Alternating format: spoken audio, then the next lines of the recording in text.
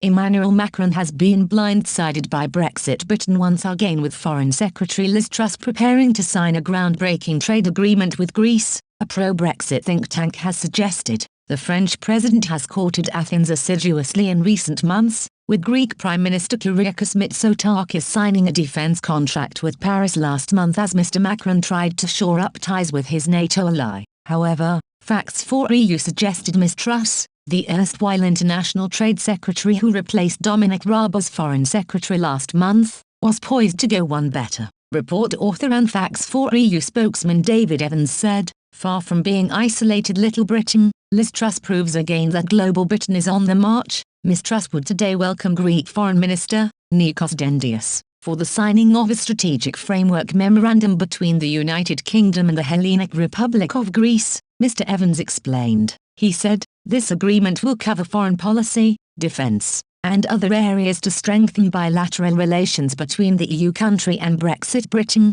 The defence agreement signed with Greece on the 28th of September came in the wake of the decision by Australia to ditch a contract with French company Naval Group to build a fleet of conventional submarines in favour of the trilateral AUKUS deal with the UK and the United States. Mr Evans said, "The new Greek deal with France was primarily an agreement on the purchase of military equipment, which had already been agreed." Greece has a long history with France, with its nascent air force over 100 years ago being initially composed of 4 French aeroplanes. The new Greek deal with global Britain's Liz Truss would go much further, however, he predicted. Mr Evans asked, "Is Liz Truss quietly making moussaka out of Macron? It must sometimes seem to President Macron that each time he does a deal in an effort to boost his ratings ahead of next April's French presidential elections, Brexit Britain steps in and eclipses him, or at least steals some of his thunder." Today we have the impressive Liz Truss once again opening the UK's hands of friendship to another EU country. As she did in her role as Secretary of State for International Trade,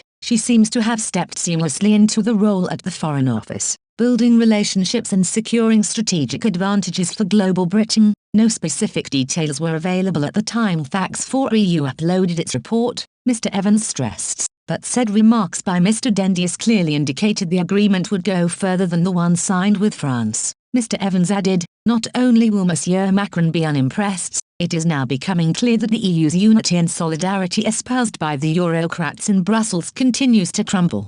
Today's deal between the UK and Greece will surely cause some apoplexy in the EU Commission and its European External Action Service, which is supposed to be coordinating all EU countries behind a common EU defence and security policy. Speaking yesterday, Mr Dendias referred to the UK as a country which played a key role in the Greek independence, a country with which we fought side by side in 2 world wars, a nuclear force and permanent member of the UN Security Council and guarantor force in Cyprus. He added, "The agreement is not purely on defence as were the agreements with France, USA and the UAE, but a framework agreement which will allow the deepening of the Greek relations with a country with which we have long and traditional ties of friendship." A statement issued simultaneously by the Greek Foreign Ministry said, "The Minister's visit to London is the second one within a few months, a fact which underlines the special importance that Greece attaches to the strengthening of traditional ties with the United Kingdom in the post-Brexit era." The AUKUS partnership will see Australia construct nuclear submarines with the help of the UK and the US.